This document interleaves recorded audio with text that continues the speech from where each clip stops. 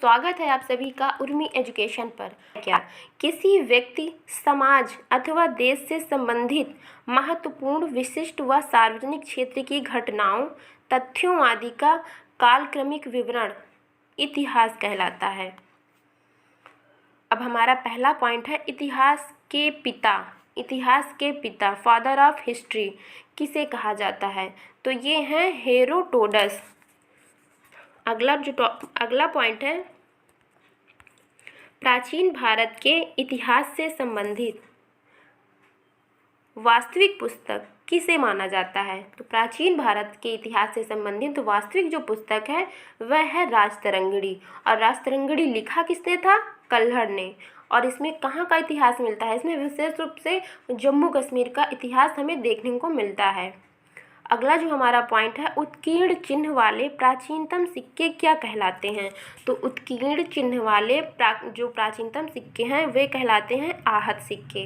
सिक्कों के अध्ययन को मुद्रा शास्त्र कहा जाता है।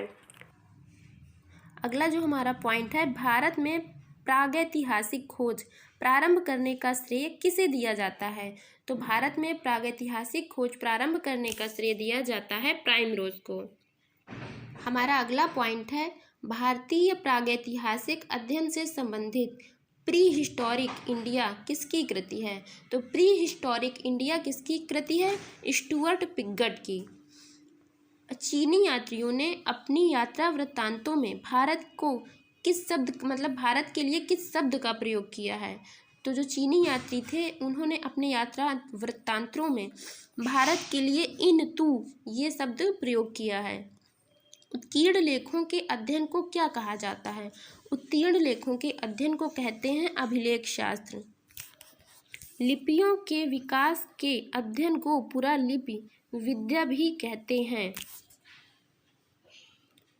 आइए अगला देखते हैं टॉपिक। प्राचीन भारतीय इतिहास को जानने के लिए किन स्रोतों का प्रयोग किया जाता है? तो प्राचीन भारतीय इतिहास को जानने के लिए जो स्रोत चाहिए होते हैं वो हैं धार्मिक ग्रंथ के द्वारा जान सकते हैं हम इतिहास को, ऐतिहासिक ग्रंथ के द्वारा, पुरातात्विक साक्ष्य तथा विदेशी आए और उन्होंने जो अपनी किताबों में विवरण किया है, इन सब के द्वारा हमें प्राचीन इतिहास के बारे में पता चलता है। हमारा अगला पॉइंट है ब्राह्मी लिपि को सर्वप्रथम किस विद्वान ने पढ़ा था? ब्राह्मी लिपि को सर्वप्रथम किस विद्वान ने पढ़ा था? तो ये थे जेम्स प्रिंसेप 1837 ईस्वी में। अगला पॉइंट है हमारा भारत के प्राचीनतम ग्रंथ वेदों का संकलनकर्ता किसे कहा जाता है?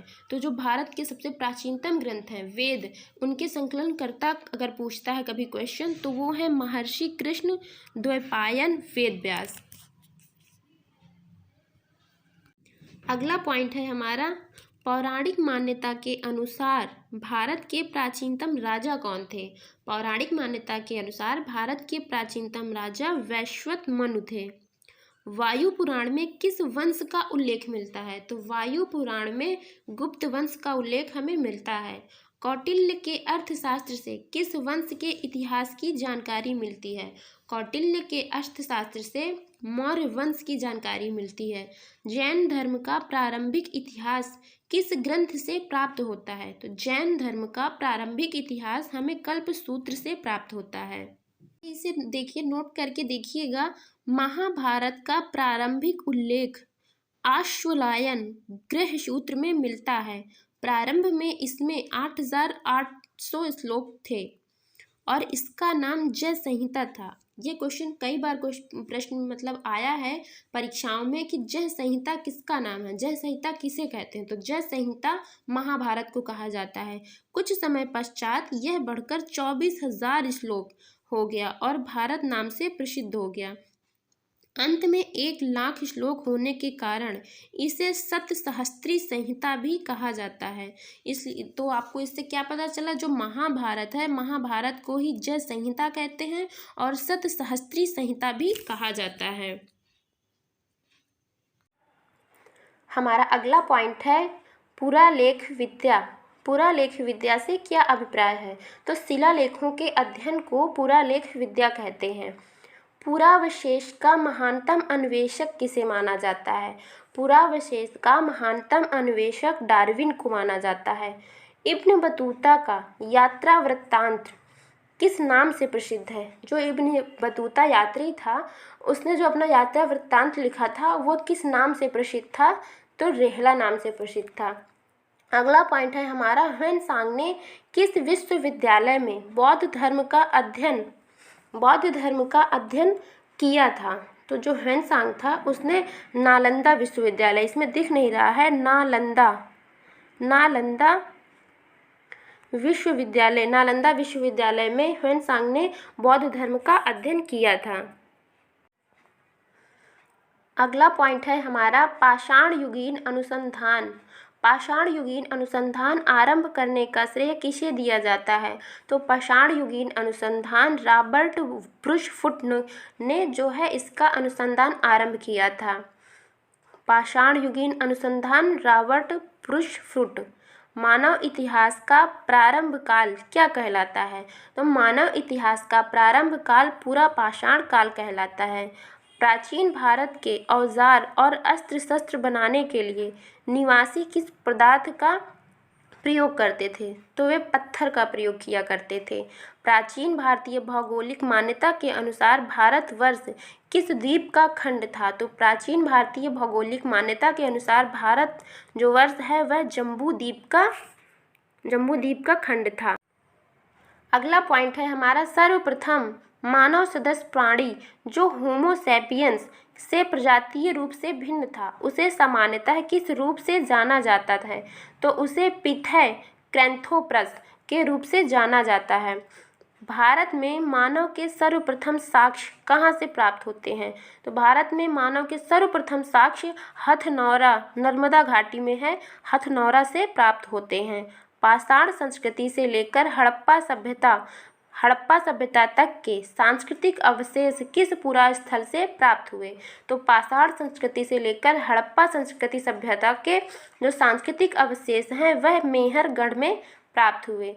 जुते हुए खेत का साक्ष्य किस पुरातात्विक स्थल से प्राप्त होता है? तो जुते हुए खेत का जो साक्ष्य है वह प्राप्त होता है कालीबंगा से। अगला पॉइंट है हमारा, वृहद पाषाण स्मारकों की पहचान किस रूप में की गई थी? वृहद पाषाण स्मारकों की पहचान मृतकों को दफनाने के स्थान के रूप में की गई थी। प्राचीनतम स्थायी जीवन के प्रमाण कहाँ से प्राप्त होते हैं? तो प्राचीनतम स्थायी जीवन के प्रमाण हमें मेहरगढ़ से प्राप्त होते हैं। मनुष्य ने सर्वप्रथम किस धातु का प्रयोग किया था? तो मनुष्य ने जो सर्वप्रथम धातु उपयोग की थी वह थी तांबा। प्रस्तर युग स्टोन एज के लोगों के पास प्रथम घरेलू पशु कौन था? तो उनके पास प्रथम घरेलू पशु कुत्ता था। अगला पॉइंट है हमारा, उत्खनित प्रमाणों के अनुसार पशुपालन का प्रारंभ किस काल से माना जाता है? तो उत्खनित प्रमाणों के अनुसार पशुपालन का प्रारंभ मध्य पाषाण काल से माना जाता है। मध्य पाषाण काल में पशुपालन के प्राचीनतम साक्ष्य कहाँ से मिले हैं? आजमगढ़ से। मानव द्वारा खाद्यान्नों की कृषि सर्वप्रथम किस काल से प्रारंभ हुई थी? तो खाद्यान्नों की कृषि सर्वप्रथम प्रारंभ हुई थी नवपाषाण काल में। मानव द्वारा प्रयोग में लाया जाने वाला प्रथम अनाज कौन सा था? मानव द्वारा प्रयोग में लाया जाने वाला जो प्रथम अनाज था वह था जौ। अगला पॉइंट है हमारा, चोकोलिथिक युग कहा जाता है, मतलब इसे अन्य किस नाम से जाना जाता है? तो चोकोलिथिक युग को ताम्र पाषाण युग, कॉपर एज के नाम से जाना जाता है। अगला पॉइंट है हमारा, हड़प्पा सभ्यता का सर्वाधिक मान्यता प्राप्त काल कौन सा है?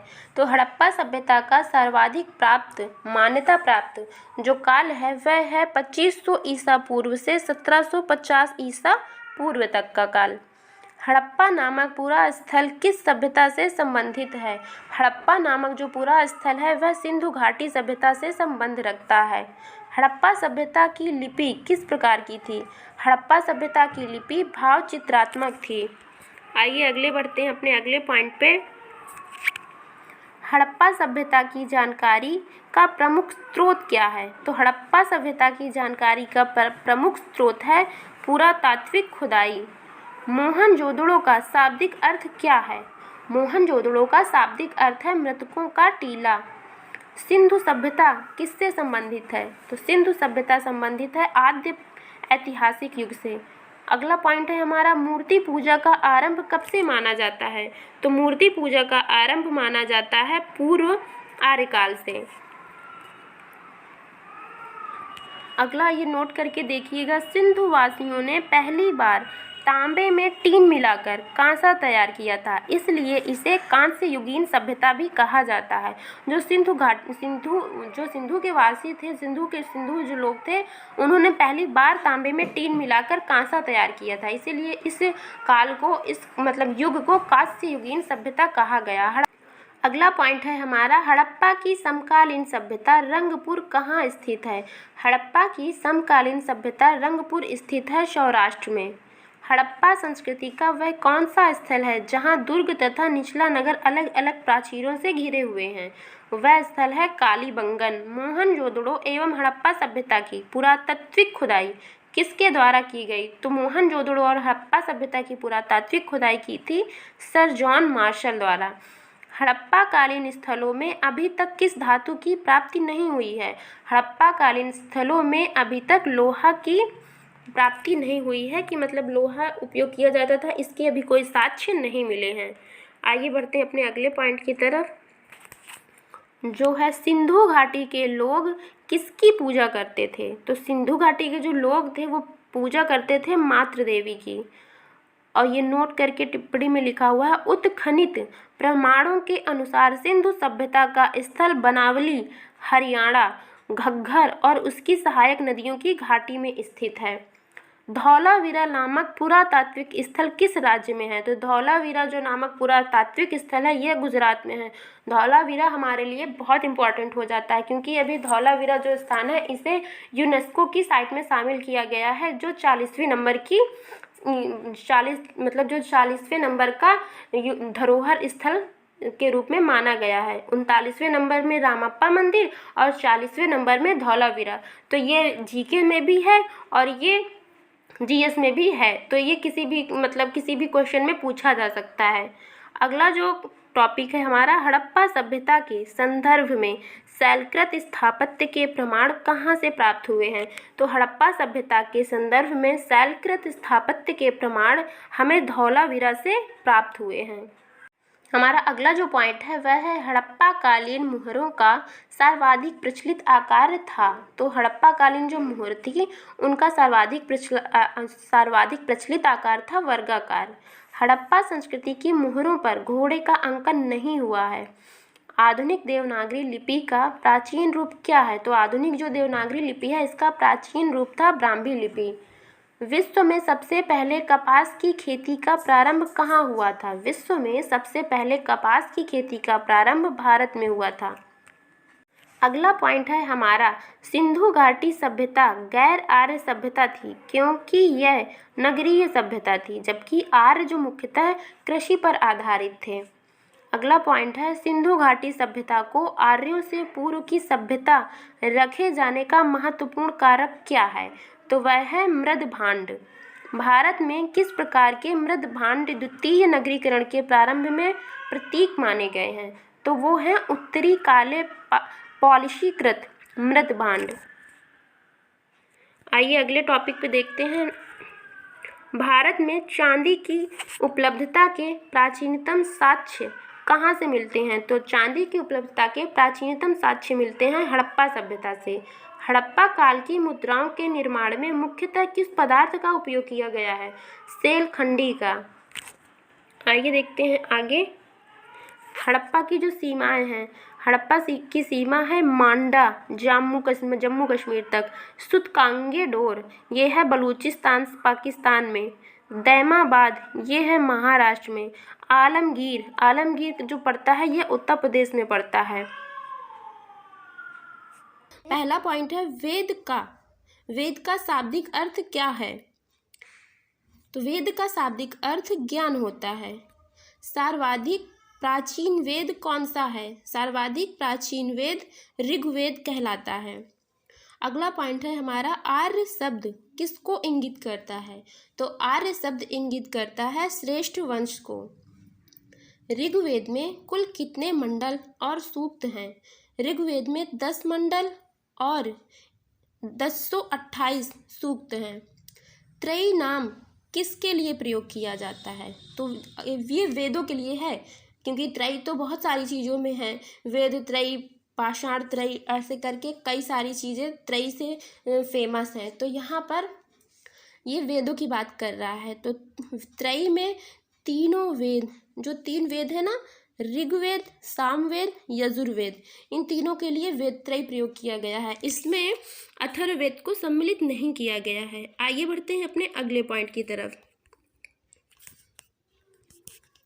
अगला पॉइंट है, यज्ञ संबंधी विधि विधानों की जानकारी हमें किस वेद से प्राप्त होती है? यज्ञ संबंधी विधि विधानों की जानकारी हमें यजुर्वेद से मिलती है, और सबसे पुराना वेद भी यजुर्वेद है।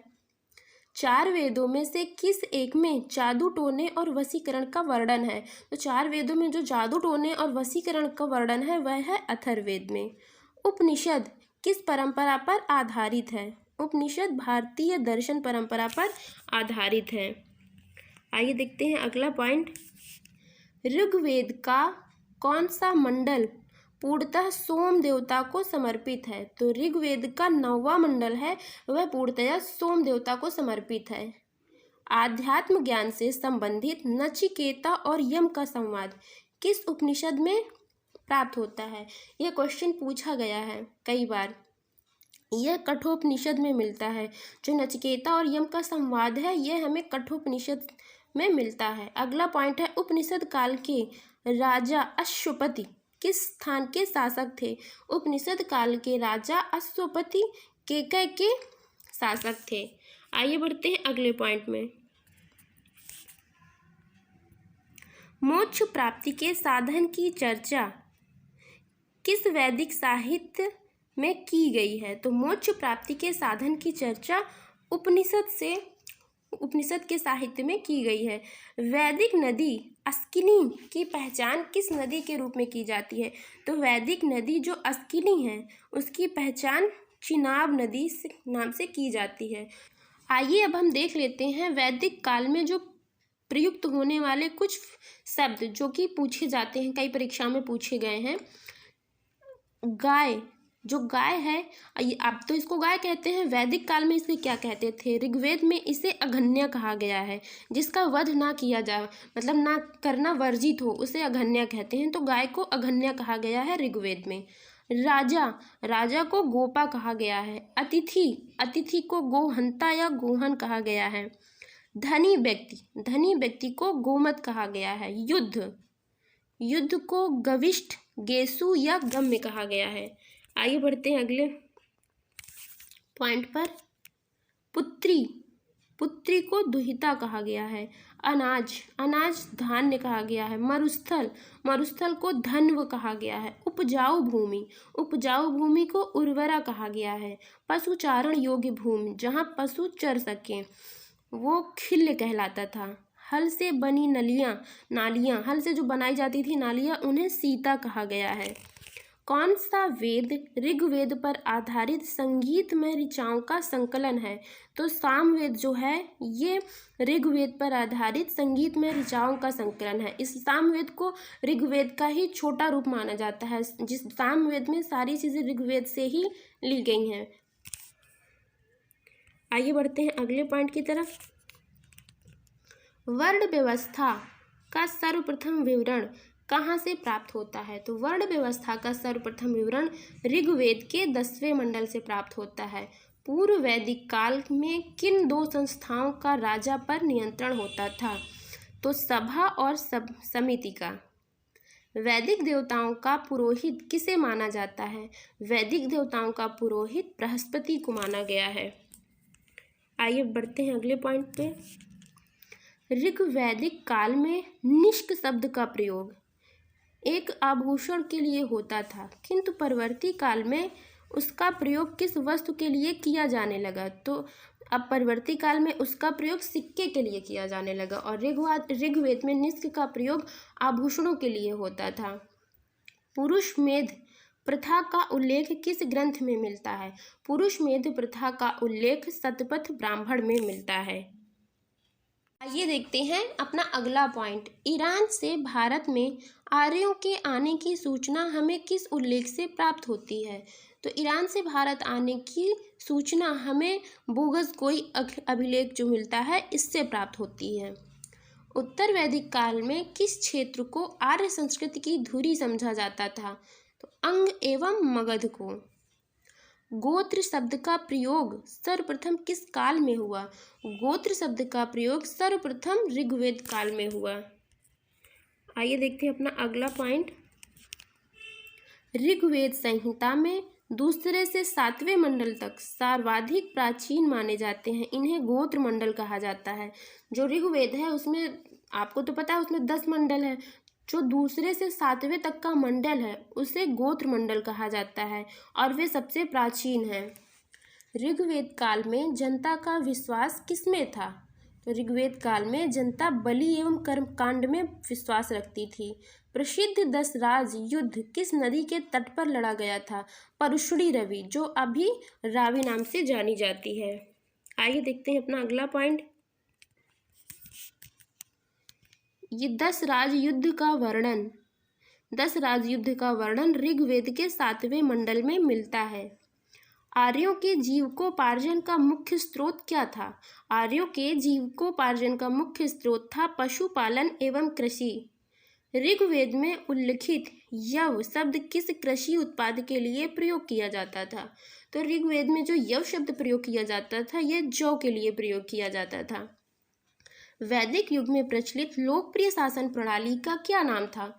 वैदिक युग में प्रचलित लोकप्रिय शासन प्रणाली का नाम था वंशानुगत राजतंत्र प्रणाली।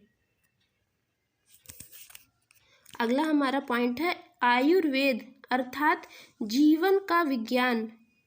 आयुर्वेद अर्थात जीवन का विज्ञान उल्लेख सर्वप्रथम किस वेद में मिलता है? तो यह मिलता है अथर्ववेद में। अगला पॉइंट देखते हैं। अथर्ववेद में सभा और समिति को प्रजापति की 2 पुत्रियां कहा गया है। अथर्ववेद में जो सभा और समिति है इसको प्रजापति की 2 पुत्रियां माना गया है। गायत्री मंत्र का उल्लेख किस ग्रंथ में मिलता है? गायत्री मंत्र का उल्लेख ऋग्वेद के 3रे मंडल में मिलता है। ऋग्वेद में किसको युद्ध का देवता समझा जाता है? तो इंद्र जो थे, इंद्र को युद्ध का देवता समझा जाता है ऋग्वेद में। पूर्व वैदिक आर्यों का सर्वाधिक लोकप्रिय देवता कौन थे? तो जो पूर्व वैदिक आर्य थे उनके सर्वाधिक लोकप्रिय देवता इंद्र थे। आइए बढ़ते हैं अपने अगले पॉइंट पे। गायत्री मंत्र की रचना किसने की थी? गायत्री मंत्र की रचना विश्वामित्र ने की थी। श्रीमद् भागवत गीता मूल रूप से किस भाषा में लिखी गई है? तो जो श्रीमद् भागवत गीता है इसकी मूल रूप से भाषा इसकी संस्कृत है। बाद में इसे हिंदी में रूपांतरित किया गया है। सत्यमेव जयते शब्द किस ग्रंथ से लिया गया है? तो सत्यमेव जयते लिया गया है मुंडकोपनिषद से। आइए देखते हैं अब हम ऋग्वैदिक नदियाँ मतलब जो अभी की जो नदियाँ हैं उनका ऋग्वैदिक काल में क्या नाम था? तो इधर हम प्राचीन नाम दिया हुआ है, इनका आधुनिक नाम इस साइड दिया हुआ है। वितस्ता कहते हैं झेलम को, इसका आधुनिक नाम झेलम है और प्राचीन काल में इसे वितस्ता नाम से जाना जाता था। विपासा किस नदी को कहा जाता था? ब्यास नदी को। और जो घग्घर नदी है इसे कहा जाता था द्रसधत्ती। कुर्रम नदी जो अभी आधुनिक काल में कुर्रम नदी है इसे कुब्रू कहा जाता था। कुंभा कहा जाता था काबुल नदी को। और आगे देखते हैं।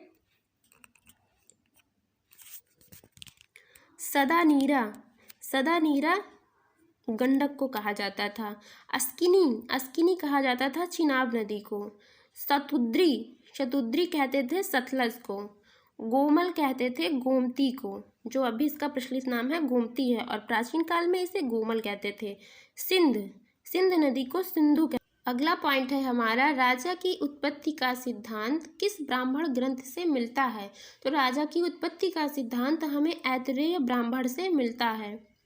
शुल्ब सूत्र किस विषय से संबंधित पुस्तक है? शुल्ब सूत्र ज्यामिति से जो ज्यामिति है उससे संबंधित पुस्तक है शुल्ब सूत्र। अस्तो माँ सद्गमय, अस्तो माँ सद्गमय वाक्यांश कहाँ से लिया गया है? यह लिया गया है बृहदारण्यक उपनिषद से, बृहदारण्यक उपनिषद से। चरक संहिता, चरक संहिता नामक पुस्तक किस विषय से संबंधित है? तो चरक संहिता संबंधित है चिकित्सा से। आइए अगला देखते हैं। याज्ञवल्क्य गार्गी संवाद का उल्लेख हमें कहाँ मिलता है? तो याज्ञवल्क्य गार्गी संवाद भी हमें बृहदारण्यक कोपनिषद में मिलता है। वैदिक काल में लंबे समय तक अविवाहित रहने वाली कन्या को क्या कहा जाता था? तो वैदिक काल में जो कन्या अधिक समय तक अविवाहित रहती थी उसे अमाजु नाम से जाना जाता था। वैदिक काल में द्विज श्रेणी में कौन कौन शामिल थे? वैदिक काल में द्विज श्रेणी में शामिल थे ब्राह्मण, क्षत्रिय, वैश्य। अगला पॉइंट है हमारा, जैन धर्म के संस्थापक कौन थे? जैन धर्म के यहाँ से हमारा जैन धर्म शुरू होता है। जैन धर्म के संस्थापक ऋषभदेव थे। उन्हें आदिनाथ नाम से भी जाना जाता है। अगला पॉइंट है, तीर्थकर शब्द किससे संबंधित है? तो तीर्थकर जो शब्द है वह संबंधित है जैन धर्म से। अनेकांतवाद किस धर्म मूल सिद्धांत एवं दर्शन से संबंधित है? तो अनेकांतवाद संबंधित है जैन धर्म से। जैन धर्म में कर्म परमाणुओं को पूर्ण विनाश को सूचित करने वाली अवस्था को कहा जाता है निर्जरा कहा जाता है। जैन धर्म में संवर का क्या अभिप्राय है? तो जैन धर्म में संवर का अभिप्राय है जीव की ओर नए कर्म का प्रवाह रुक जाना। आजीवक संप्रदाय के संस्थापक कौन थे? आजीवक संप्रदाय के संस्थापक मक्खली गोशाल थे। अणुव्रत सिद्धांत किस धर्म से संबंधित है? अणुव्रत सिद्धांत संबंधित है जैन धर्म से। यापनीय किसका संप्रदाय है? यापनीय जैन धर्म का संप्रदाय है। प्रारंभिक जैन साहित्य किस भाषा में लिखे गए थे? तो प्रारंभिक जैन साहित्य अर्धमागधी भाषा में लिखे गए थे। अगला पॉइंट है हमारा, पार्श्वनाथ से संबंधित होने के कारण कौन सा स्थल जैन सिद्ध क्षेत्र माना जाता है? तो पार्श्वनाथ से संबंध होने के कारण सम्मेद शिखर जैन सिद्ध का क्षेत्र माना जाता है। जैन संप्रदाय में प्रथम विभाजन के पश्चात निर्मित श्वेतांबर संप्रदाय के संस्थापक कौन थे? तो जब जैन धर्म दो भागों में बट गया था, श्वेतांबर, दिगंबर, तो उसमें जो श्वेतांबर था उसके जो संस्थापक थे वे स्थूलभद्र थे। किस जैन संगीति में अंतिम रूप से श्वेतांबर आगम का संपादन हुआ? प्रथम जैन संगीति पाटलिपुत्र में इनका संपादन। आइए अब महावीर स्वामी के बारे में थोड़ा सा जान लेते हैं, उनका जीवन परिचय। महावीर स्वामी 24वें तीर्थकर थे। इनका जन्म हुआ था 540 ईसा पूर्व में। जन्म स्थल है वैशाली के कुंड ग्राम के निकट, बिहार में इनका जन्म हुआ था। पिता सिद्धार्थ जो वज्जी संघ के कुंड ग्राम के ज्ञात्रक क्षत्रिय कुल के प्रधान थे। इनकी माता कौन थी? माता का नाम था त्रिशला। पिता सिद्धार्थ, माता त्रिशला जो लिच्छवी शासक चेटक की बहन थी। इनके बचपन का नाम था वर्धमान महावीर। आगे देखिए, इनकी पत्नी का नाम था यशोदा। कुंडीय गोत्र के राजा समरवती की कन्या थी। पुत्री थी प्रियदर्शना। अड़ुज्जा नाम से भी कहीं कहीं मिलता है, प्रियदर्शना नाम ज़्यादा फेमस है। प्रमुख उपाधि कैवल्य सर्वोच्च ज्ञान प्राप्त व्यक्ति, जिन भी कहा जाता है, जिनका मतलब होता है विजेता। निग्रंथ भी कहते हैं, मतलब बंधन रहित। अहर्त नाम से भी इनको जाना जाता है, पूज्य। अगला है, तो अगला पॉइंट है निर्वाण प्राप्ति।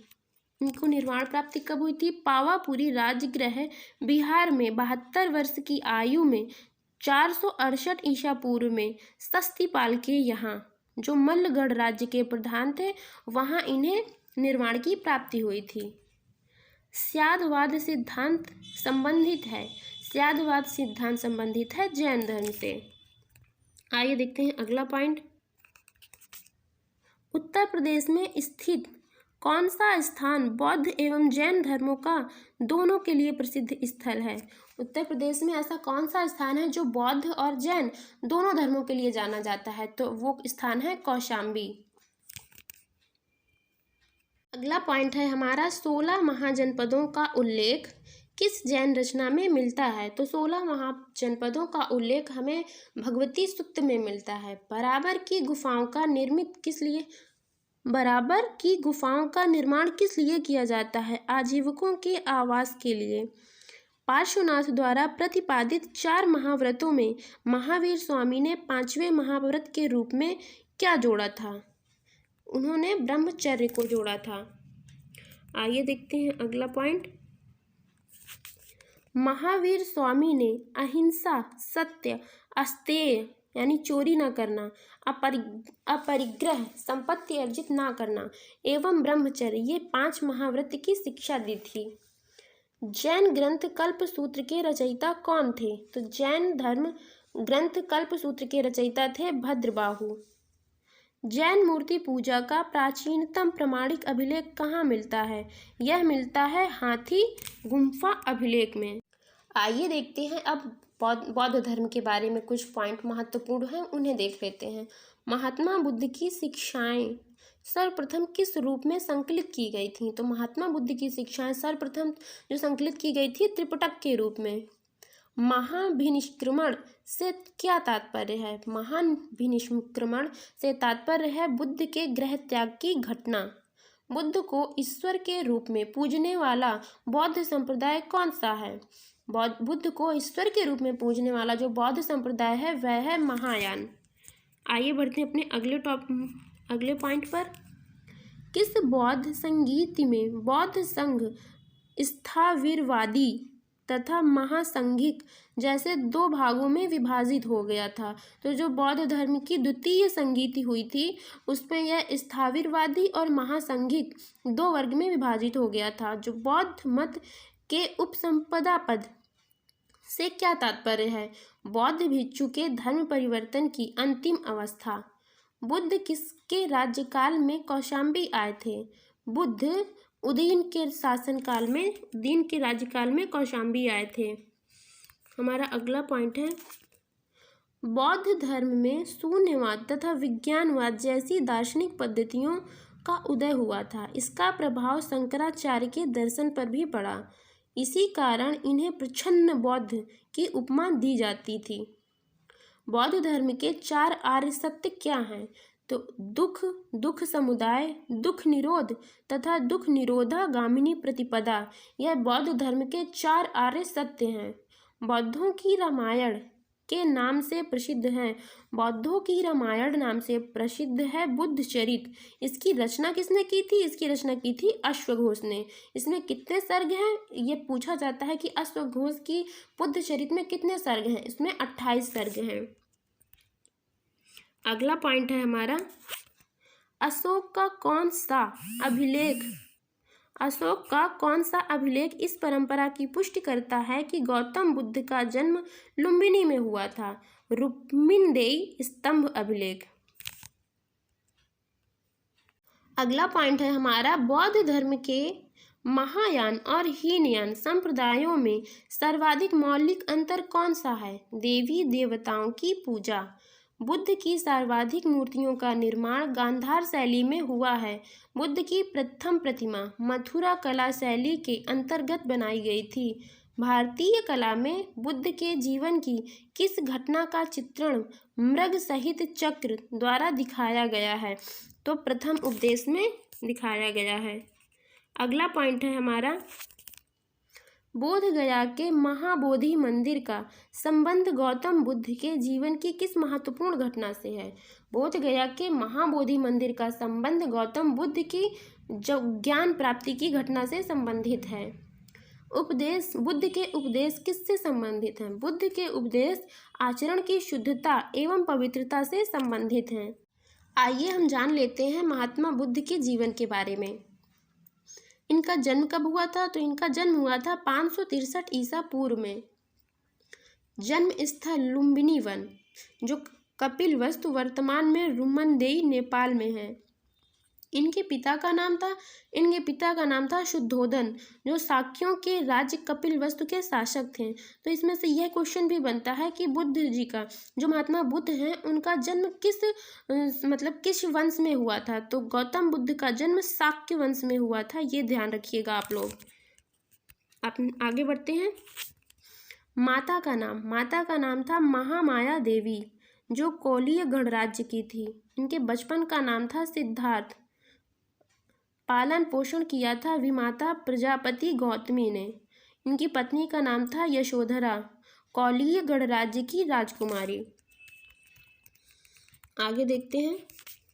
इनके पुत्र का नाम था राहुल, सारथी थे चन्ना। इनके घोड़े का नाम था कंथक। ज्ञान प्राप्ति स्थल, जहाँ बुद्ध को ज्ञान प्राप्त हुआ था, वह है गया। बोध गया बिहार में स्थित है, निरंजना नदी के तट पर। इनका प्रथम उपदेश स्थल है ऋषि पत्तन सारनाथ। आइए देखते हैं अगला पॉइंट। शिष्य, इनके शिष्य हैं आनंद और उपाली। धर्म प्रचार का स्थल है शाक्य, काशी, मगध, अंग, मल्ल, वज्र और कौशल राज्य। अगला पॉइंट है जीवन का अंत। इनकी जीवन का अंत, जब इनके जीवन के अंत को क्या कहा जाता है? महापरिनिर्वाण। 483 ईसा पूर्व, आयु 80 वर्ष की, दिन वैशाख पूर्णिमा। ये वैशाख पूर्णिमा के दिन 80 वर्ष की आयु में कुशीनगर, जो कि उत्तर प्रदेश में स्थित है, वहाँ इनके जीवन का अंत हो गया। और उस घटना को क्या कहा जाता है? उस घटना को महापरिनिर्वाण नाम से जाना जाता है। बुद्ध के जीवन काल में ही कौन संघ प्रमुख बनना चाहता था? तो बुद्ध के जीवन काल में ही देवदत्त संघ का प्रमुख बनना चाहता था। भारत में मूर्ति पूजा की नींव बौद्ध धर्म ने रखी तथा सर्वप्रथम बुद्ध की प्रतिमाओं का पूजन किया गया। अगला पॉइंट है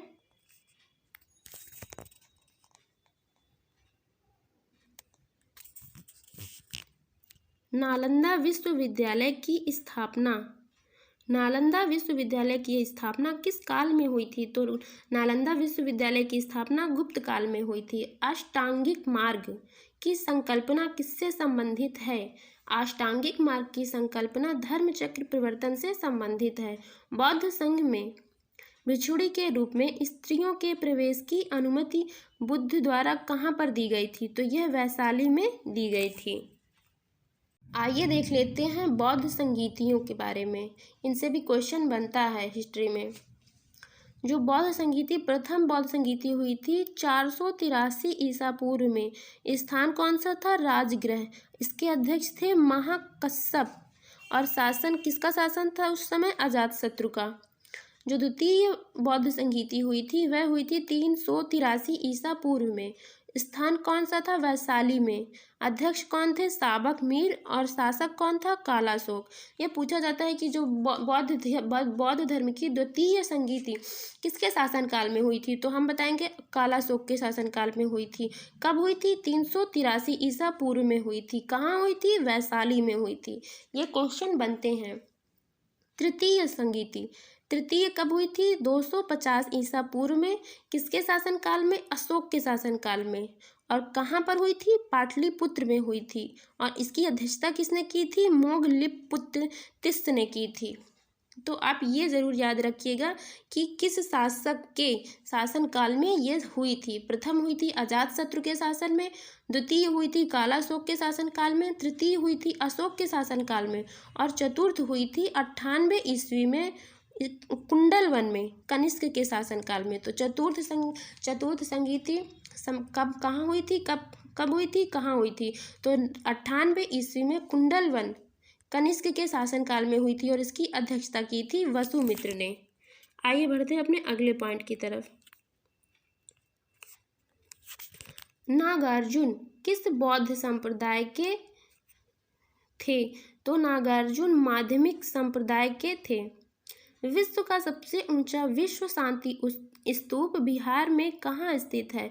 विश्व का सबसे ऊंचा विश्व शांति स्तूप स्थित है राजगीर में। बुद्ध की 80 फुट ऊंची प्रतिमा जो बोध गया में स्थित है किसके द्वारा बनाई गई थी? तो ये बुद्ध की 80 फुट ऊंची प्रतिमा जो बोधगया में स्थित है, यह बनाई गई थी जापानियों के द्वारा। एशिया के ज्योतिपुंज के नाम से किसे जाना जाता है? तो एशिया के ज्योतिपुंज कहे जाते हैं गौतम बुद्ध। ये भी क्वेश्चन पूछा जाता है, एशिया के ज्योतिपुंज। शून्यता के सिद्धांत का सर्वप्रथम प्रतिपादन करने वाले बौद्ध दार्शनिक थे। शून्यता का सिद्धांत सर्वप्रथम दिया था नागार्जुन ने। नवनालंदा महाविहार किसके लिए विख्यात है? पाली अनुसंधान संस्थान के लिए। बौद्ध तथा जैन दोनों ही धर्म किस मत में विश्वास रखते थे? तो बौद्ध और जैन दोनों धर्म के लोग कर्म तथा पुनर्जन्म के सिद्धांत पर विश्वास रखते। अगला पॉइंट है, गौतम बुद्ध को एक देवता का स्थान किस राजा के शासनकाल में प्राप्त हुआ? तो गौतम बुद्ध को एक देवता का स्थान कनिष्क के काल में प्राप्त हुआ था। बुद्ध की खड़ी प्रतिमा किस काल में बनाई गई थी? तो बुद्ध की खड़ी प्रतिमा कुषाण काल में बनाई गई थी। ये क्वेश्चन भी इंपॉर्टेंट है।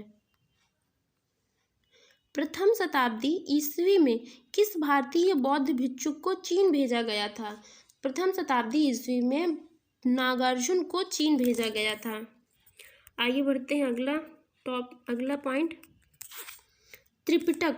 जो बौद्ध धर्म के त्रिपिटक ग्रंथ हैं, ये किस नाम से जाने जाते हैं? सूत्र पिटक, विनय पिटक, अभिधम्म पिटक। इनका स्वरूप है पिटकों का बृहत्तम, पिटकों का लघुतम रूप, पिटकों का मध्यम रूप।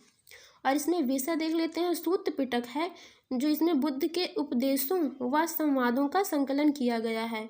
जो विनय पिटक ग्रंथ है, इसमें बौद्ध संघ के आचार विचार व नियम निषेध का संकलन किया गया है। जो अभिधम्म पिटक है, इसमें बुद्ध के आध्यात्मिक व दार्शनिक विचारों का संकलन किया गया है।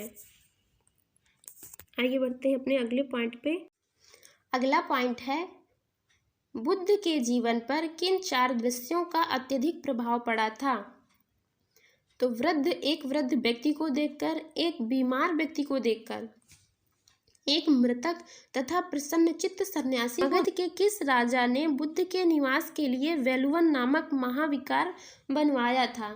तो मगध के बिंबिसार ने वेलुवन नामक महाविहार बनवाया था।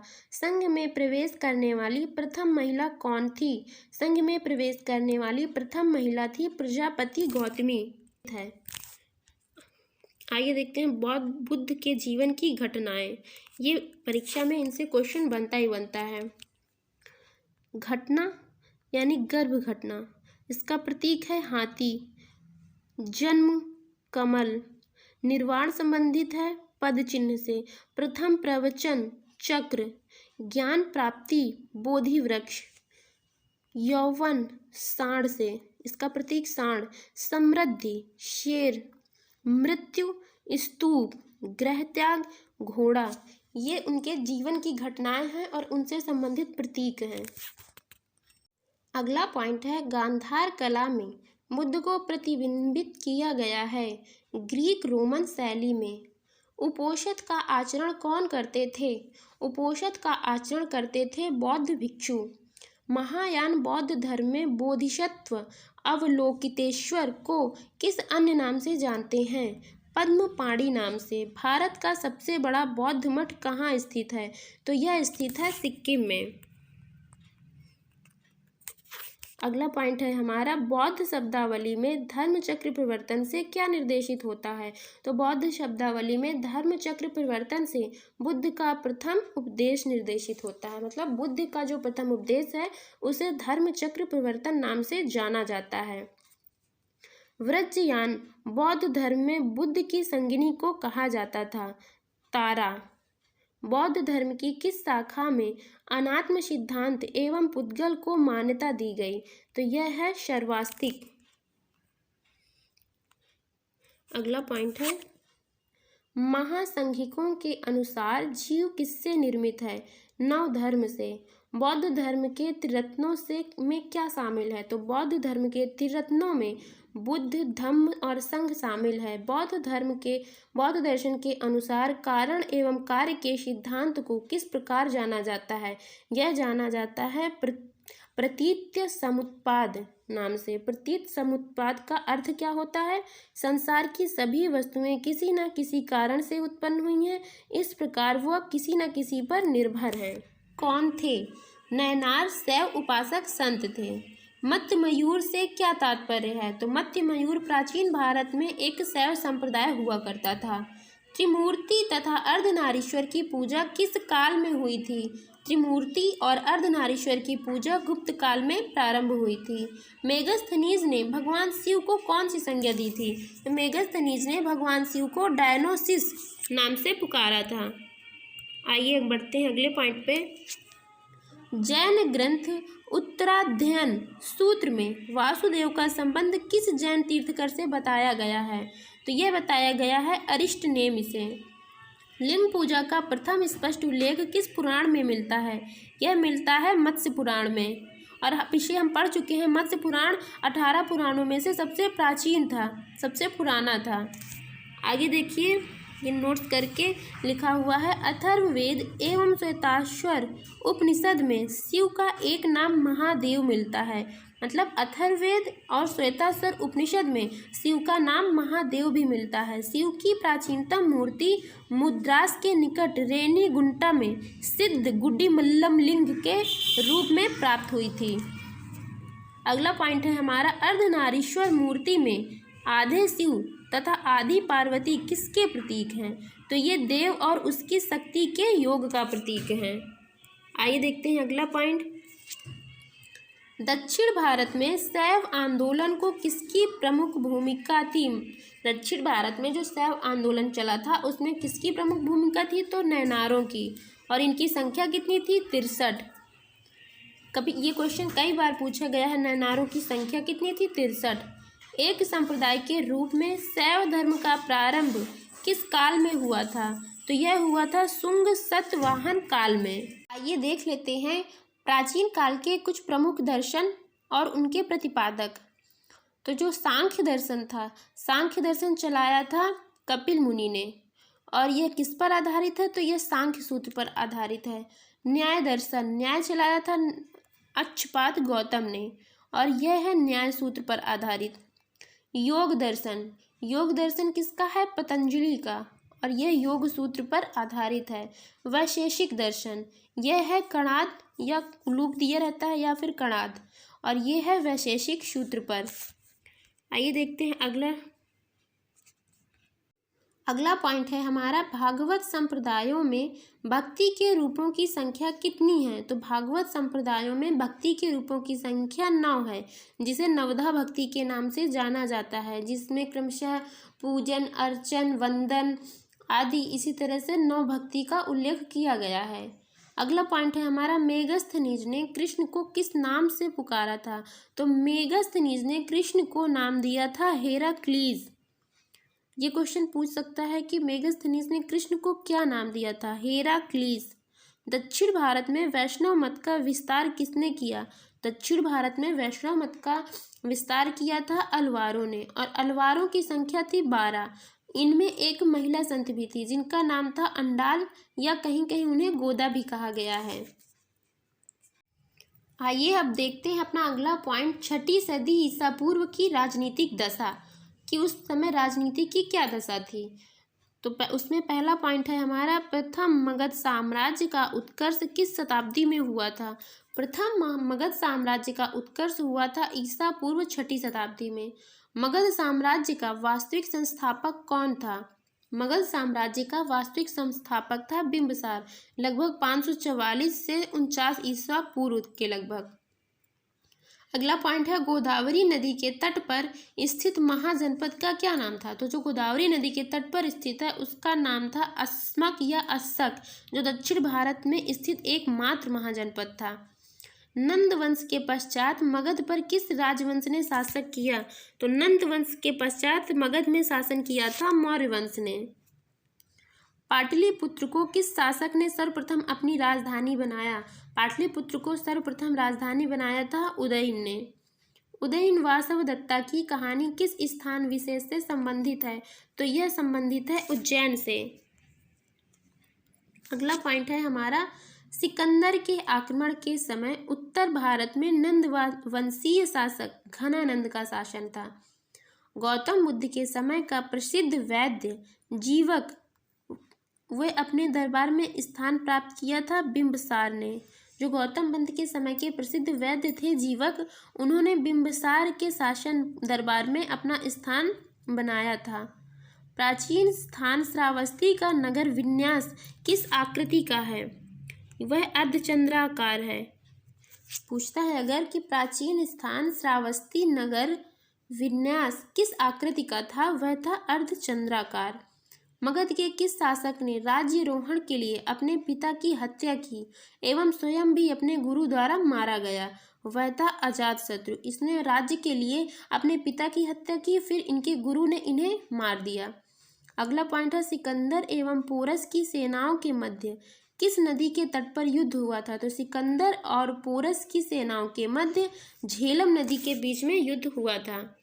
आइए अब देखते हैं जो प्राचीन भारत में 16 महाजनपद थे वे कौन कौन से थे और उनकी राजधानियाँ क्या थी।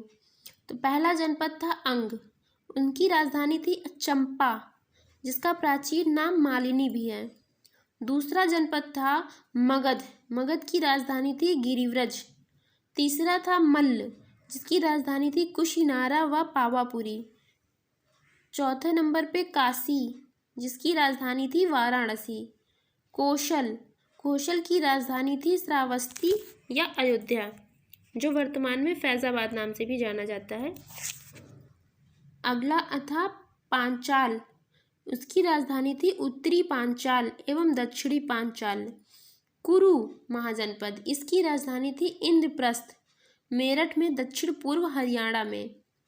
वज्जी महाजनपद, इसकी राजधानी थी विदेह एवं मिथिला।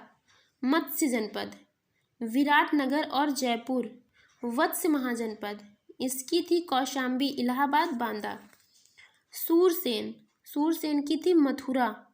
चेदी महाजनपद, ये था सोतिथवती।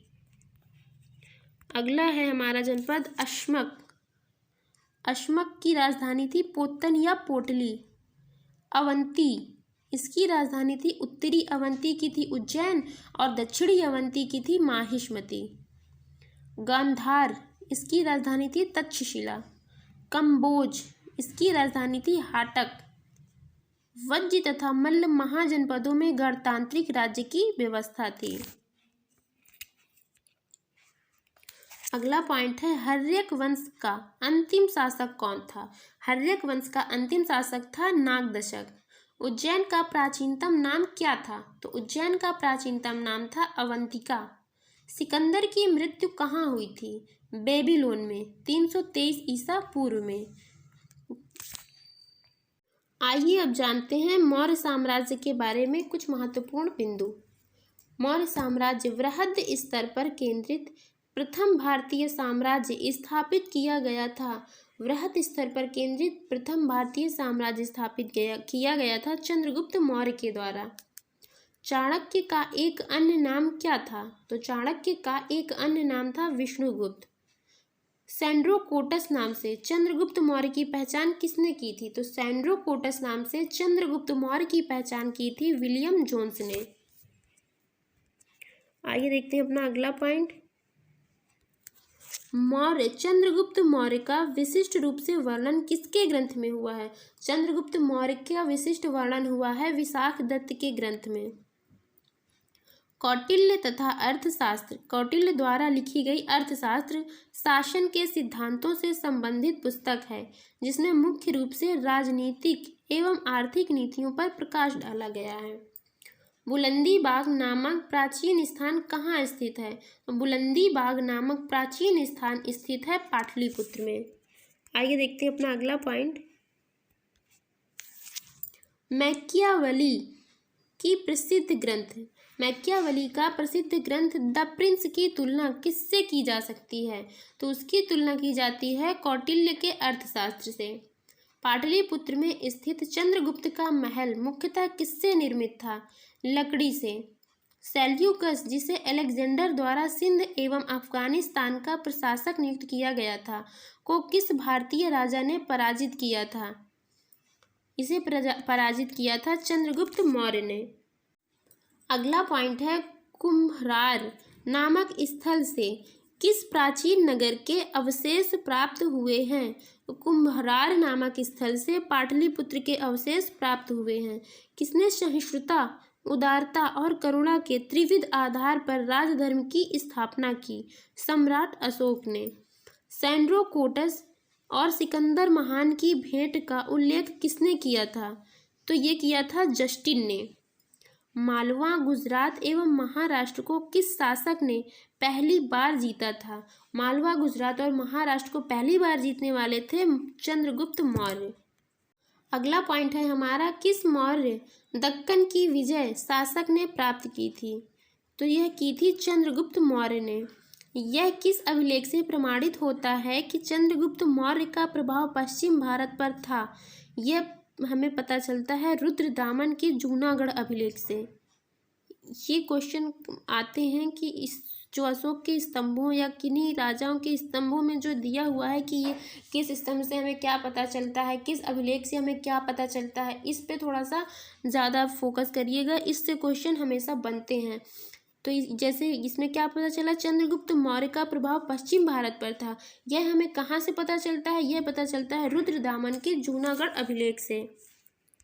आइए देखते हैं अगला पॉइंट।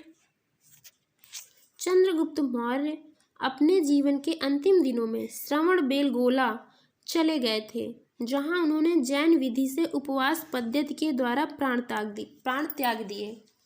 अगला पॉइंट है, मगध साम्राज्य में रज्जुक किसे कहा गया है? तो मौर्य शासन में भूमि मापन के अधिकारी को रज्जुक कहा गया है। ब्राह्मी लिपि की प्रथम पहचान किस पर उत्कीर्ण अक्षरों से की जाती है? तो ब्राह्मी लिपि है उसकी पहचान की जाती है पत्थर की पट्टियों पर। सम्राट अशोक का शिलालेख सहबाजगढ़ी से प्राप्त हुआ। यह स्थान कहाँ है?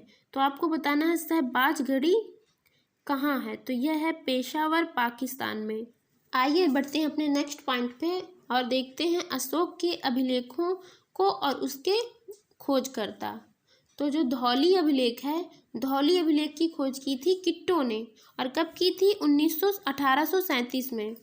भाब्रू शिलालेख की खोज की थी कैप्टन बर्ट ने, और कब की थी? 1840 में। बराबर व नागार्जुनी गुफा की खोज की थी हैरिंगटन ने, कब की थी? 1785 में।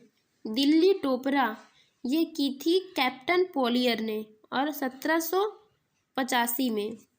दिल्ली मेरठ स्तंभ लेख की खोज की थी पैड्रे टीपेंथलर, और कब की थी? 1750 ईस्वी में। आइए बढ़ते हैं अपने देखते हैं अगला पॉइंट। मानसेहरा अभिलेख की खोज की थी कैप्टन ले ने, और 1879 ईस्वी में की थी। 1889 ईस्वी में की थी मानसेहरा की खोज कैप्टन ले ने। कालसी शिलालेख की खोज की थी जॉन फॉरेस्ट ने 1860 ईस्वी में। रुम्मिनदेई इसकी खोज की थी फिहरर ने 1896 में। जौगढ़ अभिलेख इसकी खोज की थी सर वाल्टर इलियट ने 1850 ईस्वी में। गिरनार शिलालेख की स्थापना की थी लेफ्टिनेंट कर्नल टाड ने 1822 में। सहबाजगढ़ी यह की थी एक फ्रांसीसी अधिकारी ने 1836 में। आइए देखते हैं और आगे। इलाहाबाद स्तंभ लेख की खोज की थी टी.एस. बर्ट ने, कब की थी? 1834 ईस्वी में। मास्की अभिलेख की खोज की थी बीडन ने 1915 में।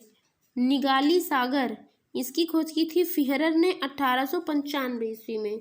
रामपुरवा शिलालेख इसकी की थी खोज करलाइल ने 1872 ईस्वी में। सारनाथ स्तंभ की खोज की थी ऑरेल स्टाइन 1905 ईस्वी में।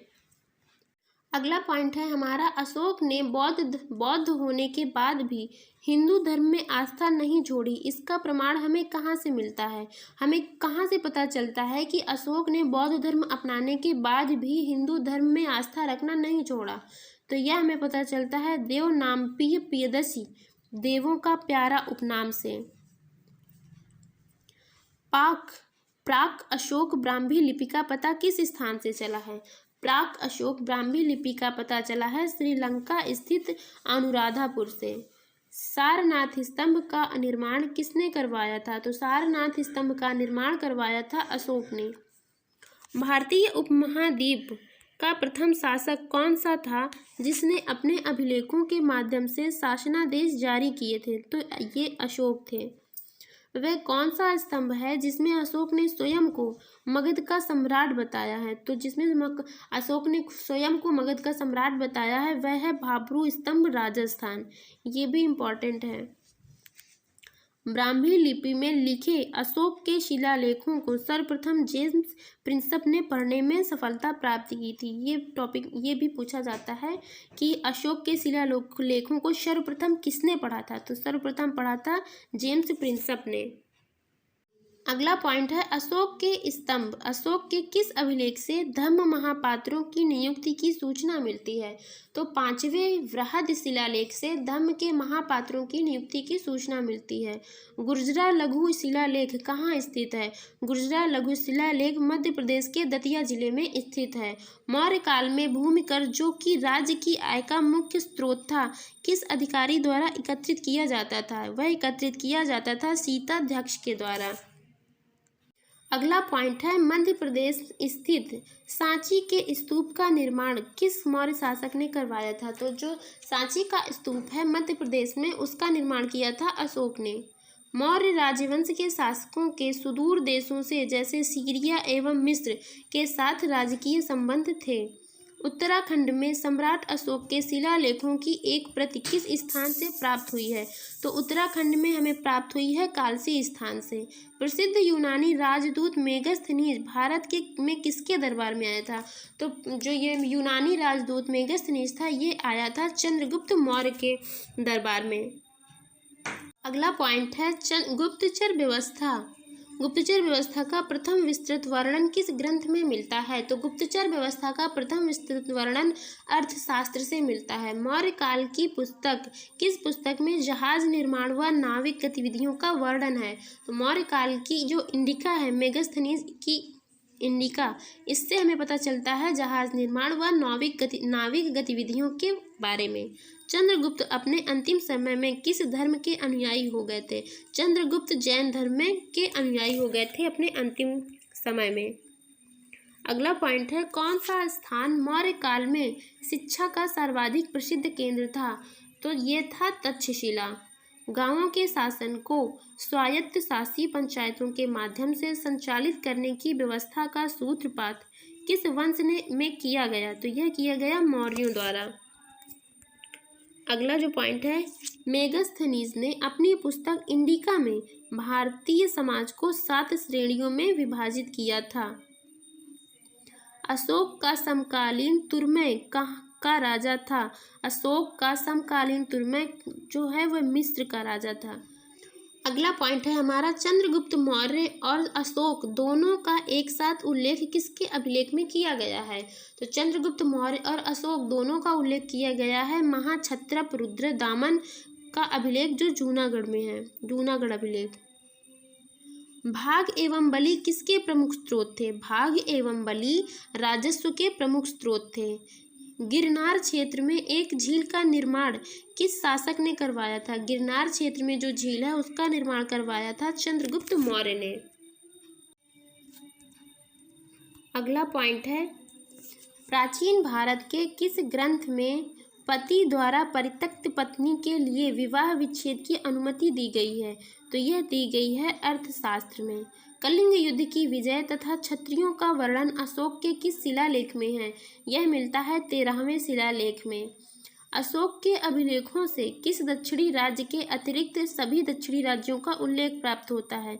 सतवाहन राज्य के अतिरिक्त सतवाहन राज्य का उल्लेख नहीं मिलता है, बाकी और राज्यों का उल्लेख हमें अशोक के अभिलेखों से मिल जाता है। अंतिम मौर्य सम्राट कौन था? तो अंतिम मौर्य सम्राट था बृहद्रथ। अगला पॉइंट है हमारा, कौटिल्य किसके प्रधानमंत्री थे? तो कौटिल्य थे प्रधानमंत्री चंद्रगुप्त मौर्य के। मौर्यों के पश्चात भारत की उत्तर पश्चिम सीमा पर किसका अधिकार हुआ? यह हुआ बैक्ट्रियन शासकों का। मौर्य शासन व्यवस्था में रूपक दर्शक नामक अधिकारी का कार्य क्या था? उनका कार्य था सिक्कों का परीक्षण। वह मौर्य राजा जो अमित्र घात के नाम से जाने जाते हैं, वे थे बिंदुसार। आइए देखिए कुछ मौर्यकालीन मुद्रा के बारे में देख लेते हैं। इस काल में चांदी व तांबे के सिक्कों का उल्लेख मिलता है। चांदी के सिक्कों के 4 प्रकार थे, पर्ण, अर्धपर्ण, पाद और अष्टभाग। तांबे के सिक्कों के भी 4 प्रकार थे, माशक, अर्धमाशक, काकड़ी। सिमुख किस वंश का संस्थापक था? सिमुख सतवाहन वंश का संस्थापक था।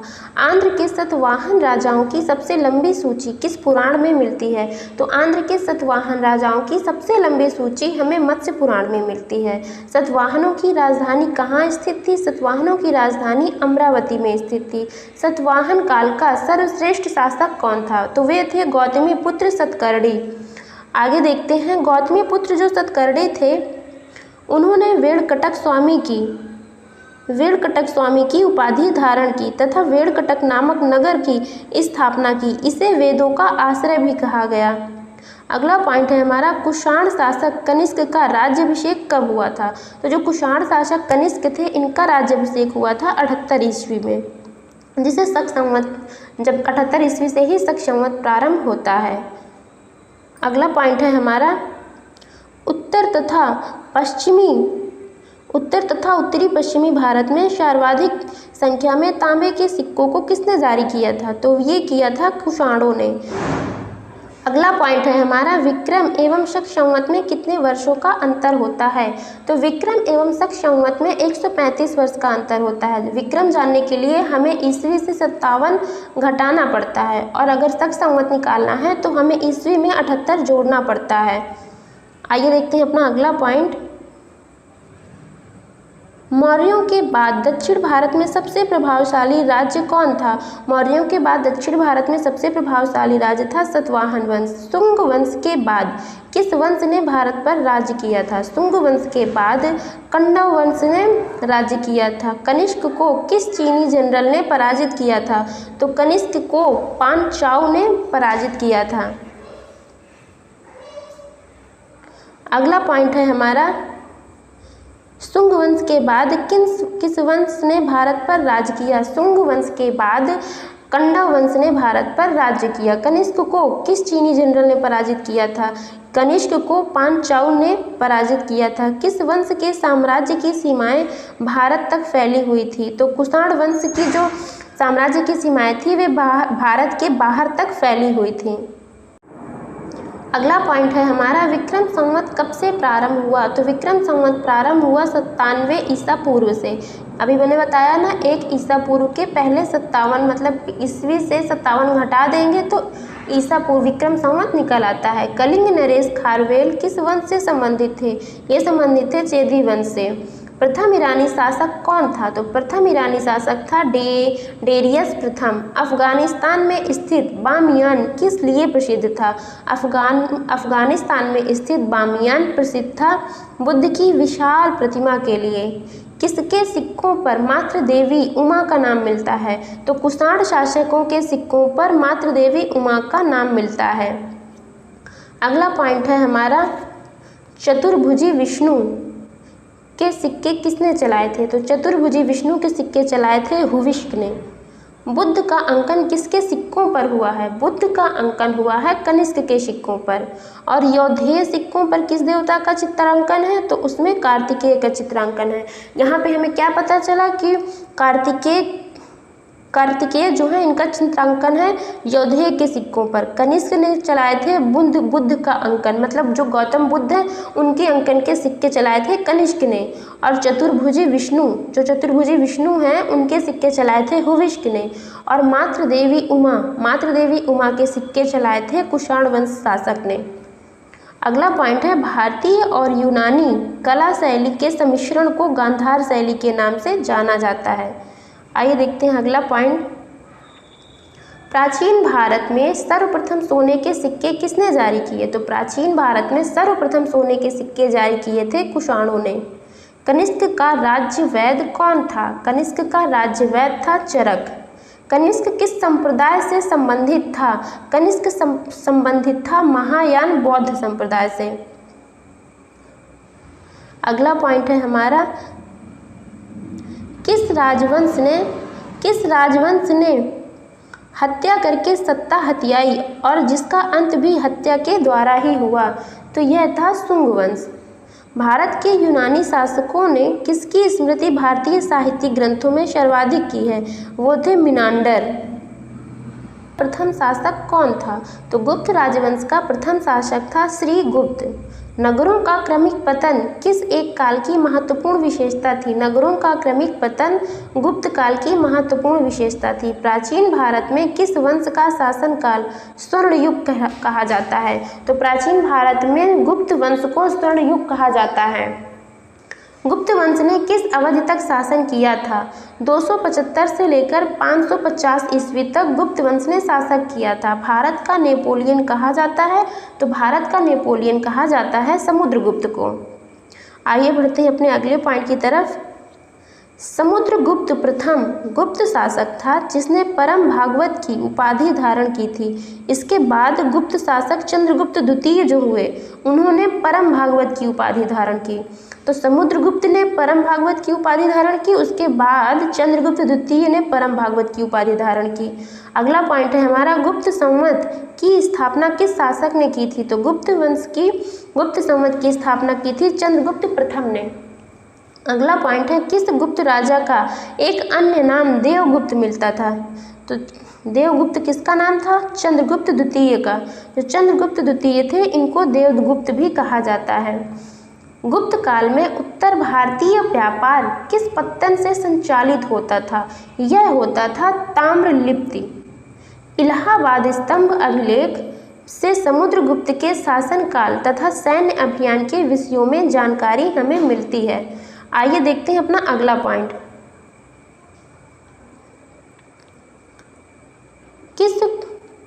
किस गुप्त शासक ने सर्वप्रथम सिक्के जारी किए थे? तो चंद्रगुप्त ने सर्वप्रथम सिक्के जारी किए थे। गुप्तकालीन स्वर्ण मुद्रा को क्या कहते हैं? गुप्तकालीन स्वर्ण मुद्रा को दिनार कहते हैं। दिल्ली की कुव्वत उल इस्लाम मस्जिद के प्रांगण में स्थित प्रसिद्ध लौह स्तंभ किसकी स्मृति में बनाया गया है? तो यह बनाया गया है चंद्रगुप्त विक्रमादित्य, उन्हें ही चंद्रगुप्त द्वितीय कहते हैं। किस शासक को शक विजेता कहा जाता है?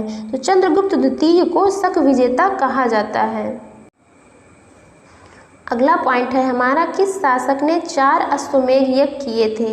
तो जो प्रवरसेन प्रथम ने 4 अश्वमेध यज्ञ किए थे। कायस्थ शब्द का उल्लेख किस ग्रंथ में मिलता है? कायस्थ शब्द का उल्लेख हमें मुद्रा राक्षस में मिलता है। ईंटों से निर्मित गुप्तकालीन मंदिर कहाँ स्थित है? ईंटों से निर्मित गुप्तकालीन मंदिर बिठूर जो कि कानपुर में है वहाँ पर है। आगे देखिए अगला, कुमारगुप्त के समय में ही मध्य भारत के रजत सिक्कों का प्रचलन हुआ था। उसने महेंद्रादित्य की उपाधि धारण की थी। नालंदा विश्वविद्यालय की स्थापना कुमारगुप्त के शासनकाल में हुई थी। तो जो कुमारगुप्त थे उन्होंने महेंद्रादित्य की उपाधि धारण की थी और रजत सिक्कों का प्रचलन भी इन्हीं के काल में देखने को मिलता है। अगला पॉइंट है हमारा, गुप्त काल में पैठन की प्रसिद्धि का क्या कारण था? तो गुप्त काल में पैठन की प्रसिद्धि का कारण था व्यापारिक मंडी। आगे देखते हैं, शतरंज का खेल भारत में गुप्त काल के दौरान प्रारंभ हुआ था, जहां इसे चतुरंग के नाम से जाना जाता था। भारत से यह ईरान एवं तत्पश्चात यूरोप पहुंचा। अगला पॉइंट है हमारा, गुप्त काल में किस बंदरगाह से दक्षिण पूर्वी एशियाई राष्ट्रों को जहाज रवाना होते थे? तो वो होते थे ताम्रलिप्ति से। किस चीनी यात्री ने गुप्त काल में भारत की दशा का वर्णन किया है? फाहियान ने। इसका मतलब भारत की दशा का वर्णन फाहियान ने किया था, ये चीनी यात्री थे। अगला हमारा बिंदु है, भारत हिंदू देवी देवताओं को समर्पित सबसे प्राचीन मंदिर किसके काल में बना था? वह बना था गुप्त काल में। सती प्रथा का प्रथम अभिलेखिक साक्ष्य एरण से प्राप्त होता है। यह अभिलेख 510 ईस्वी का है, जिसमें गोपराज नामक सेनापति की स्त्री के सती होने का उल्लेख मिलता है। गुप्त काल में चीन से भारत में किस वस्तु का आयात किया जाता था? तो गुप्त काल में चीन से भारत में रेशमी कपड़ों का आयात किया जाता था।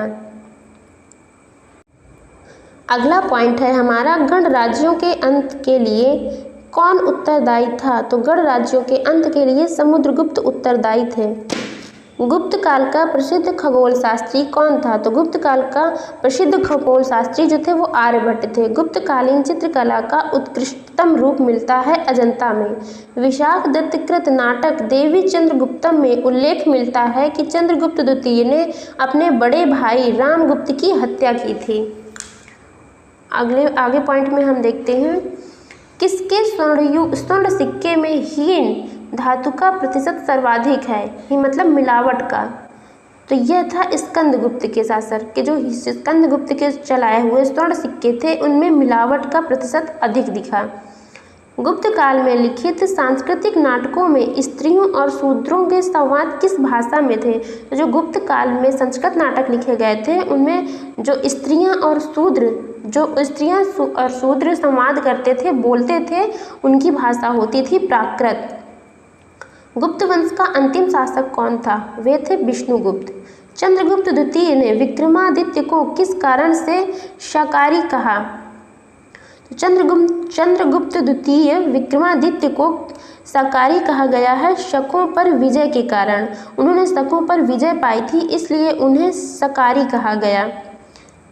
किस अभिलेख में समुद्रगुप्त को लिच्छवी दौहित्र बताया गया है? तो प्रयाग अभिलेख में समुद्रगुप्त को लिच्छवी गौहित्र बताया गया है। आइए अब देखते हैं गुप्तोत्तर काल। चालुक्य वंश का सबसे महान शासक किसे माना जाता है? तो चालुक्य वंश का सबसे महान शासक माना जाता है पुलकेशिन द्वितीय को। दक्षिण भारत का कौन सा राजवंश अपनी नौसैनिक शक्ति के लिए प्रसिद्ध था? तो वह था चोल वंश। मामल्लपुरम में रक्त स्मारकों का निर्माण किस वंश के शासकों ने करवाया था? वह करवाया था पल्लव वंश। महाबलीपुरम के रथ मंदिरों का निर्माण किसने करवाया था? तो महाबलीपुरम के रथ मंदिर का निर्माण नरसिंहवर्मन फर्स्ट ने करवाया था। पांड्य राज किस वस्तु के उत्पादन के लिए प्रसिद्ध था? पांड्य राज मोतियों के लिए प्रसिद्ध था। अगला पॉइंट है, चोल काल में निर्मित नटराज की कांस्य प्रतिमा की देवाकृति किस आकार की है? तो वह चतुर्भुज आकार की है। अगला पॉइंट है हमारा दक्षिण भारत में चोल काल के स्थापत्य में विश्व की श्रेष्ठतम प्रतिमा नटराज की प्रसिद्ध कांस्य मूर्ति को माना जाता है। अगला पॉइंट है, कवि कालिदास के नाम का उल्लेख किस लेख में हुआ है? तो वह हुआ है ऐहोल के उत्कीर्ण लेख में। चोलों का राज्य किन क्षेत्रों में विस्तृत था? तो चोलों का राज्य विस्तृत था कोरोमंडल तट एवं दक्कन के कुछ भाग में। अगला पॉइंट है हमारा, किस राजवंश के शासक ने अपने शासनकाल में ही अपना उत्तराधिकारी घोषित कर दिया था? मतलब जो किस राजवंश के शासक अपने शासनकाल में ही अपने उत्तराधिकारी को घोषित कर देते थे? चोल वंश के थे। चोल साम्राज्य को अंततः किसने समाप्त किया? चोल साम्राज्य को समाप्त किया था मालिक काफूर ने। अगला पॉइंट है हमारा, मीनाक्षी मंदिर कहाँ स्थित है? मीनाक्षी मंदिर मदुरै में स्थित है। चोलों के अधीन ग्राम प्रशासन के बहुत से आलेख किन शिलालेखों में हैं? तो वह है उत्तर मेरूर। किसके कार्यकाल में चीन में 72 व्यापारी भेजे गए थे? तो मेरुतुंग प्रथम जो थे उनके कार्यकाल में 72 व्यापारी चीन भेजे गए थे। बंगाल की खाड़ी को चोल झील का स्वरूप प्रदान करने वाला शासक कौन था? वे थे राजेंद्र प्रथम। अगला पॉइंट है हमारा संगम साहित्य। संगम साहित्य में किस दक्षिणी राजवंश का उल्लेख नहीं मिलता है? तो संगम साहित्य में कदम्ब दक्षिणी राजवंश का उल्लेख नहीं मिलता है। धार्मिक कविताओं का संकलन कुरल किस भाषा में रचित है? यह रचित है तमिल भाषा में। कदम्ब राजाओं की राजधानी कहाँ स्थित थी? कदम्ब राजाओं की राजधानी वनवासी में स्थित थी। संगम ग्रंथों में उल्लेखित मुरुगन है, वो देवता थे कार्तिकेय कुमार या उनको सुब्रह्मण्यम नाम भी मिलता है। प्राचीन तमिल देश में उपजाऊ कृषि भूमि को क्या कहा जाता था? तो प्राचीन तमिल देश में उपजाऊ कृषि भूमि को मरुदम कहा जाता था। संगम युग में चोल राज्य की राजधानी उरैयूर से पुहार स्थानांतरित करने का श्रेय किसे जाता है? यह जाता है करिकाल को। संगम काल में सर्वाधिक प्रचलित व्यवसाय था, तो संगम काल में सर्वाधिक प्रचलित व्यवसाय था वस्त्र उद्योग। तमिल साहित्य में यूनानी रोमन व्यापारियों को कहा गया है, तो उन्हें कहा गया है यवन। संगम युग में उरैयूर कपास या सूती वस्त्र के व्यापार के लिए विख्यात था।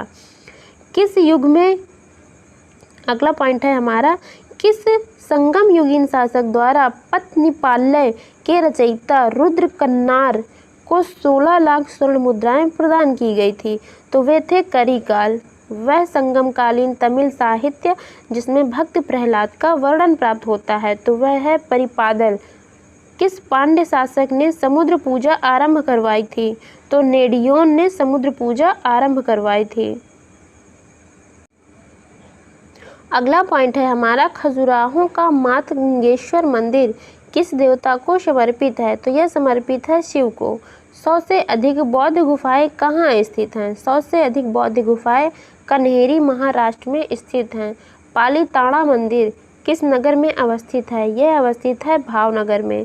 त्रिमूर्ति के नाम से कौन सी गुफा विख्यात है? तो त्रिमूर्ति के नाम से एलिफेंटा को जाना जाता है। खजुराहो के मंदिर हिंदू एवं जैन धर्म से संबंधित है। इनका निर्माण चंदेल शासकों ने 950 ईस्वी से 1050 के बीच में करवाया था। अगला पॉइंट है हमारा, एलोरा की प्रसिद्ध शैलकृत मंदिर व गुफाएं किस धर्म से संबंधित हैं? तो जो एलोरा की प्रसिद्ध शैलकृत मंदिर व गुफाएं हैं वह हिंदू, बौद्ध और जैन धर्म तीनों से संबंधित हैं। कौन कौन से? हिंदू, बौद्ध और जैन। पशुपतिनाथ मंदिर किस देश में स्थित है? तो पशुपतिनाथ मंदिर नेपाल है। नेपाल का जो काठमांडू है वहाँ पे स्थित है पशुपतिनाथ मंदिर। बौद्ध गुफा मंदिरों में सबसे प्रसिद्ध कौन सा है? तो बौद्ध गुफा मंदिरों में सबसे प्रसिद्ध है अजंता, जो कि महाराष्ट्र में है। अगला पॉइंट है हमारा, एलोरा गुफाओं। एलोरा गुफाएं जो महाराष्ट्र में है, इनका निर्माण किन शासकों ने कराया था? इनको करवाया था राष्ट्रकूटों ने। प्रसिद्ध नैमिषारण्य तीर्थ किस जनपद में है? तो यह सीतापुर उत्तर प्रदेश में स्थित है। शैलकृत मंदिर स्थापत्य का आश्चर्य किसे माना जाता है? शैलकृत मंदिर का स्थापत्य का आश्चर्य कैलाश मंदिर जो कि एलोरा है उसको माना जाता है। अगला पॉइंट है हमारा, एलिफेंटा के शैलकृत मंदिरों को स्थापित करने का श्रेय राष्ट्रकूट शासकों को दिया जाता है। यहाँ की गुफाएं शैव धर्म से संबंधित हैं। अगला पॉइंट है, एलोरा के प्रसिद्ध शिव मंदिर का निर्माण किस राष्ट्रकूट शासक ने करवाया था? तो वे थे कृष्ण प्रथम। ओंकार वाटिका विष्णु मंदिर कहाँ पर स्थित है? यह स्थित है कंबोडिया में। किस धर्म को राष्ट्रकूटों का संरक्षण प्राप्त था? तो जैन धर्म को राष्ट्रकूटों का संरक्षण प्राप्त था। कोणार्क सूर्य मंदिर का निर्माण किस शासक ने करवाया था? कोणार्क सूर्य मंदिर का निर्माण नरसिंह देव वर्मन ने करवाया था। काला पैगोडा नाम से जाना जाता है, तो काला पैगोडा नाम से कोणार्क का जो सूर्य मंदिर है जो कि उड़ीसा में स्थित है, इसे काला पैगोडा के नाम से जाना जाता है।